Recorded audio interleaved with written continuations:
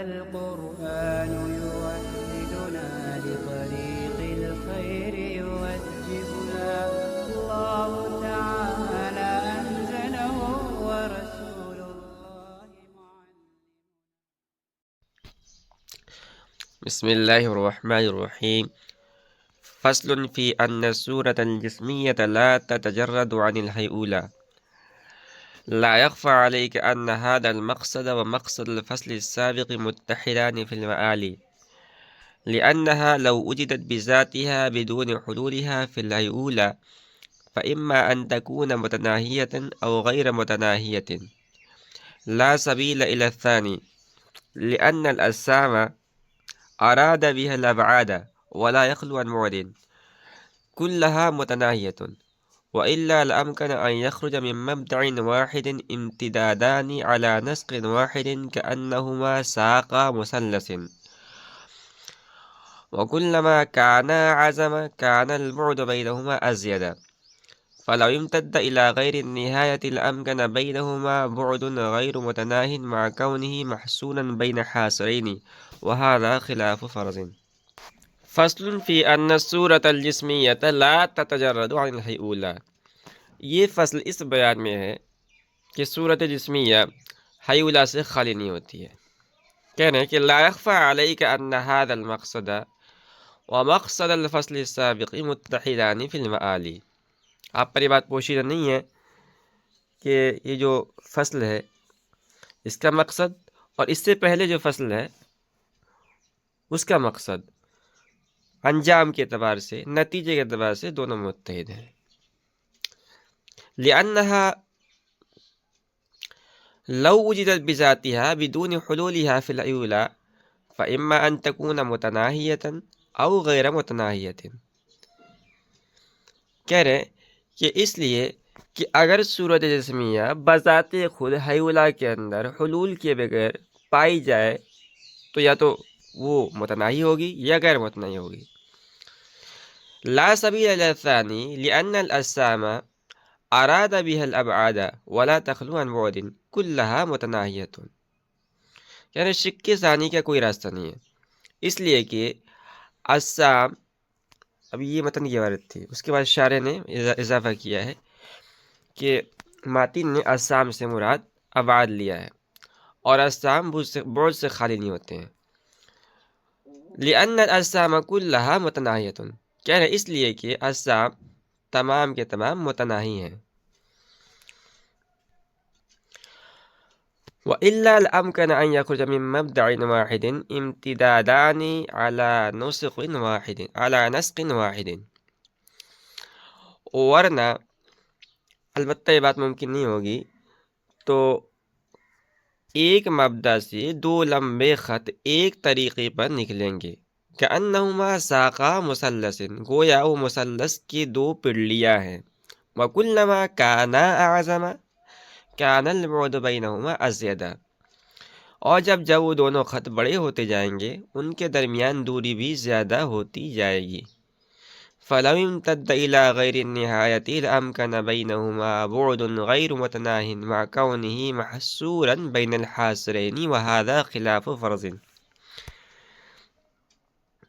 پس اگر وہ دونوں خط غیر نہایت تک دراز ہوں تو ان کے درمیان ایک بعد غیر متناہی ممکن ہوگا، باوجود اس بات کے کہ وہ دو حاصروں کے درمیان گھرا ہوا ہوگا، اور یہ خلاف مفروض ہے. فصل فی ان الصورة الجسمیة لا تتجرد عن الهیئولة. اس سے پہلے مصنف رحمۃ اللہ علیہ نے ہیئولہ کو ثابت کیا تھا. ہیئولہ کے اس بات کے بعد صورت جسمیہ اور ہیئولہ کے درمیان تلازم بیان کر رہے ہیں. اور یہ تلازم بیان کرنے کی ضرورت اس لیے ہوئی کہ جب جسم کا ہیئولہ اور صورت سے مرکب ہونا ثابت ہو گیا اور مرکب کی اجزاء کے درمیان احتیاج اور تلازم کا ہونا ضروری ہے، تو ضرورت اس بات کی ہوئی کہ ان دونوں کے درمیان تلازم بیان کیا جائے. اس کے لیے مصنف نے دو فصلیں قائم کی ہیں. پہلی فصل میں ثابت کیا ہے کہ صورت جسمیہ ہیئولہ سے خالی نہیں ہوتی. اور دوسری آئندہ فصل میں یہ بتلایا ہے کہ حی اولا صورت سے خالی نہیں ہوتا ہے۔ دونوں کے مجموعے سے معلوم ہوا کہ ان دونوں کے درمیان تلازم ہے، یہ ایک دوسرے کے لیے لازم اور ملزوم ہے۔ لا یخفی علیک، مصنف نے دعویٰ کیا ہے کہ صورت جسمیہ حی اولا سے خالی نہیں ہوتی ہے۔ شارح اس پر اعتراض کرتے ہوئے کہتے ہیں کہ اس فصل کا مقصد اور فصل سابق کا مقصد دونوں انجام کے اعتبار سے متحد ہے، اس لیے کہ پہلی فصل میں یہ ثابت کیا گیا تھا کہ جسم کے اندر صورت جسمیہ کے ساتھ حی اولا کا ہونا ضروری ہے۔ اب اس کا مطلب صاف یہ نکلتا ہے کہ صورت جسمیہ حی اولا سے خالی نہیں ہوتی ہے، اور یہی مقصد اس فصل کے اندر بیان کیا گیا ہے، لہذا دونوں فصلوں کے مقصدوں میں اتحاد ہے، لہذا اس مقصد کو اس دوسری فصل میں علیحدہ سے بیان کرنے کی ضرورت نہیں ہے، کیونکہ یہ کلام میں تکرار کو مستلزم ہے۔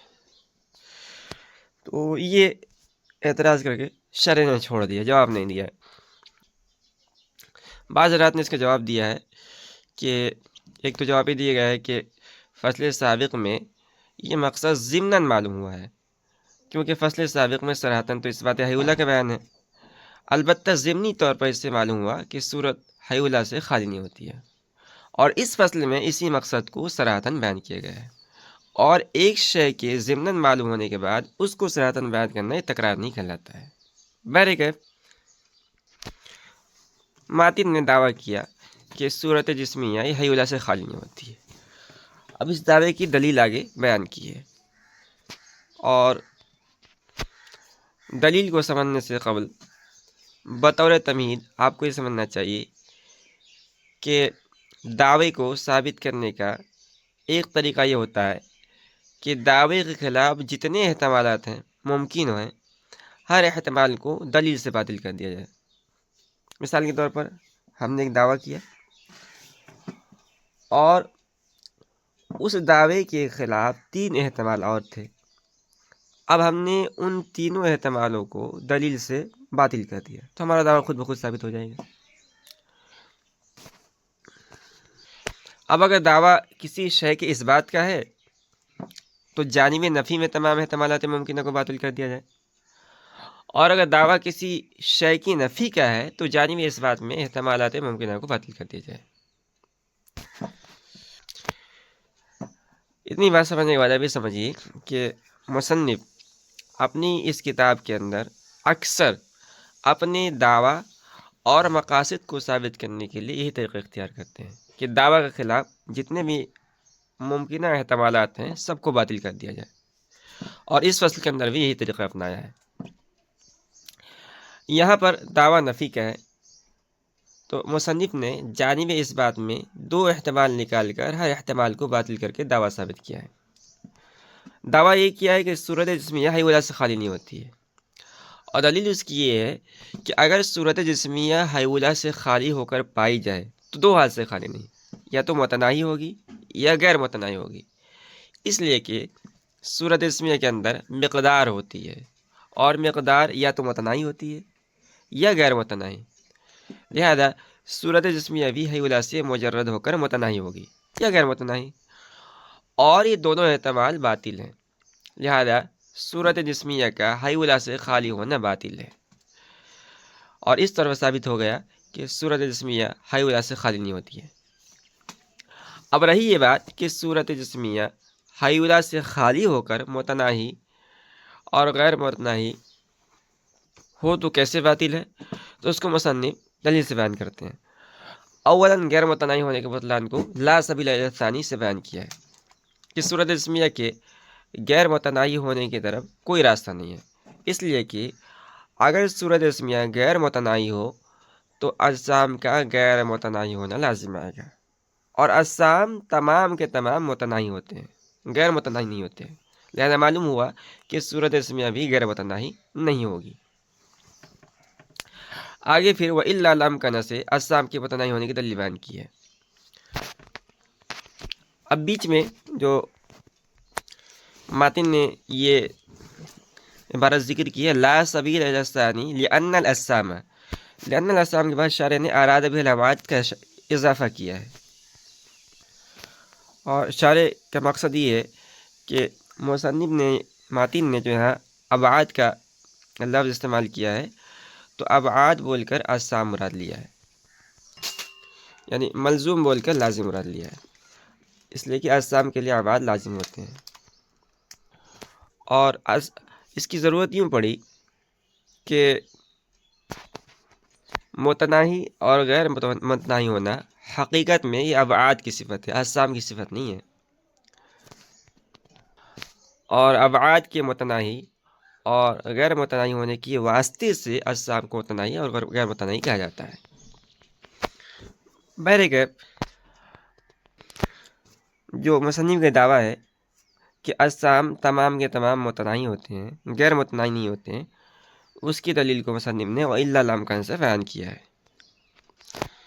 اور دلیل کا حاصل یہ ہے کہ اگر ابعاد یا کہہ لیجیے اجسام غیر متناہی ہوں تو اس سے ایک محال لازم آتا ہے، اور وہ یہ کہ غیر متناہی کا محصور بین الحاصرین، یعنی دو گھیرنے والی چیزوں کے درمیان گھرا ہونا اور متناہی ہونا لازم آتا ہے، اور غیر متناہی چونکہ محدود اور گھرا ہوا نہیں ہوتا ہے، اس لیے اس کا محصور اور متناہی ہونا محال ہے، کیونکہ یہ اجتماع نقیضین ہے کہ غیر متناہی بھی ہے اور متناہی بھی ہے، اور جو مستلزم محال ہو وہ بھی محال ہوتا ہے، لہذا ابعاد یا اجسام کا غیر متناہی ہونا محال ہوا اور متناہی ہونا ثابت ہو گیا۔ اچھا، اب رہی بات کہ محال کیسے لازم آتا ہے، تو اس کی تفصیل یہ ہے کہ اگر ابعاد غیر متناہی ہوں تو یہ بات ممکن ہوگی کہ مبدأ واحد سے دو لمبے خط غیر نہایت تک اس طرح کھینچے جائیں، جیسے مثلث کی دو ساقیں ہوتی ہیں۔ مثلث کسے کہتے ہیں؟ مثلث اس شکل کو کہتے ہیں جو تین خطوط کے احاطے سے پیدا ہوتی ہے، جیسا کہ آپ اسکرین پر دیکھ سکتے ہیں۔ ہر خط کو ساق اور ضلع کہا جاتا ہے۔ عربی زبان میں ساق کے معنی آتے ہیں پنڈلی کے، اور ضلع کے معنی آتے ہیں پسلی کے۔ گویا یہ تینوں خطوط مثلث کی تین پنڈلیاں یا پسلیاں ہیں۔ بہرکیف مصنف فرماتے ہیں کہ اگر ابعاد غیر متناہی ہوں، اگر اجسام غیر متناہی ہوں تو یہ بات ممکن ہوگی کہ ایک مبدأ سے دو لمبے خط غیر نہایت تک مثلث کی دو ساقوں کی طرح کھینچے جائیں، اس طور پر کہ ان دونوں خطوں کے درمیان کی دوری ان کی لمبائی کے بقدر ہو، یعنی وہ دونوں خط جس قدر طویل ہوتے جائیں اسی قدر ان کے درمیان کا بعد بھی زیادہ ہوتا جائے۔ جب ان دونوں خطوں کی لمبائی ایک ذراع ہو تو ان کے درمیان جو فاصلہ ہوگا وہ بھی ایک ذراع ہو جائے گا، اور جب طول 2 ذراع ہو تو درمیان کا جو فاصلہ ہے وہ بھی 2 ذراع ہو جائے۔ خلاصہ یہ ہے کہ طول کے بقدر فاصلہ بڑھتا چلا جائے۔ تو فرماتے ہیں کہ جب وہ دونوں خط طول میں غیر متناہی ہوں گے تو ان کے درمیان کا بعد بھی غیر متناہی ہوگا، اور غیر متناہی ہونے کے باوجود وہ بعد دونوں طرف سے حاصرین یعنی دو گھیرنے والی خطوں کے درمیان محصور یعنی گھرا ہوا ہوگا، اور غیر متناہی کا محصور بین الحاصرین ہونا محال ہے، حالانکہ اس صورت میں یہ محال لازم آ رہا ہے، اور یہ لازم آ رہا ہے اجسام کو غیر متناہی ماننے کی وجہ سے۔